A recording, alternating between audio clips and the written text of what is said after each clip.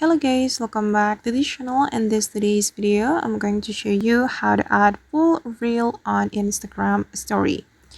Okay, let's get into it. Here I have opened my Instagram application, and first of all, I'm just going to pick a random reel from my search section.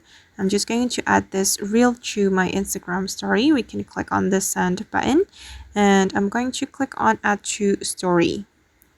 Okay, and now the Instagram reel has been added to my story, and if you want to get the full reel or the full preview of the reel, we can zoom in like this. Just zoom in until the screen is full with the reel. Okay, and now it's done, and after that you just need to click on your story and the story will be posted on your Instagram account. Alright guys, and that's how we can add full reel on Instagram story. I hope this tutorial will be useful for you. Thank you so much for watching, and if you found this tutorial useful, don't forget to hit the like button, leave your comments, and also subscribe to this channel. See you on the next video.